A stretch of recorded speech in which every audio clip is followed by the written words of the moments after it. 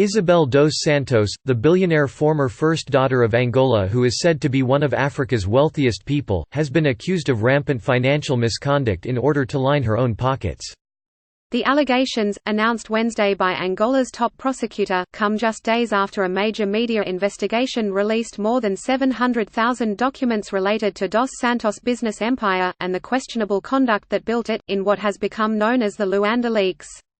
Isabel dos Santos is accused of mismanagement and embezzlement of funds during her tenure at Senangol. Attorney General Elder Pitta Gross told a news conference Wednesday evening in the country's capital, Luanda, according to the BBC. Senangol is Angola's state-owned oil firm. Dos Santos, who is among a handful of formal suspects in the probe, is also suspected of money laundering, influence peddling, harmful management, and forgery of documents, among other economic crimes. The prosecutor did not rule out requesting the support of international police agencies Interpol and Europol, according to the Angola press agency, to force Dos Santos' return from the UK, where she currently resides. Dos Santos attained prominence as the eldest daughter of former Angolan President José Eduardo dos Santos, who led the country for nearly 4 decades before ceding power to a hand-picked successor in 2017.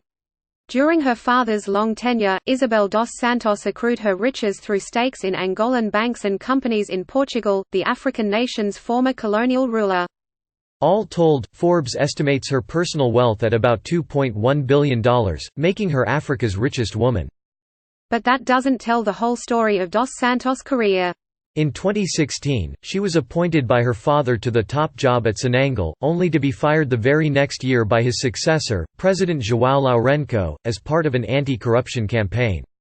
And the Angolan accusations suggest that might have just scraped the surface of her alleged misconduct.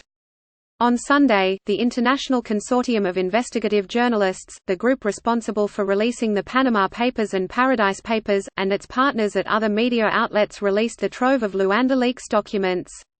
The investigation made the extensive case that Dos Santos exploited her relationship with her powerful father to obtain public contracts, tax breaks, stakes in a raft of international businesses, and her position at Sonangol, which she allegedly used to pay tens of millions to a business partner.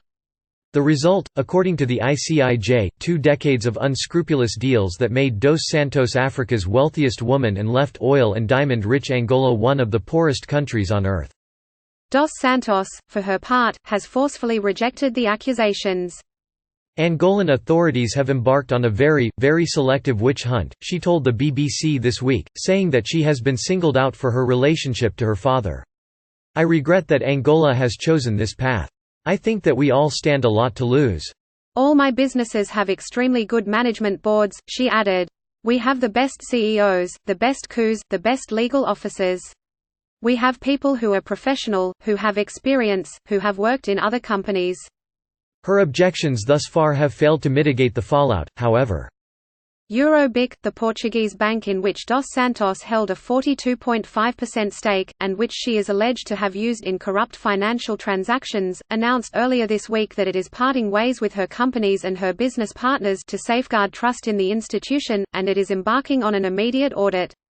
The Associated Press, citing a police statement, reports that the head of Eurobic's private banking division, Nuno Ribeiro da Cunha, who was also named as a suspect by Angolan prosecutors, apparently took his own life late Wednesday in Lisbon.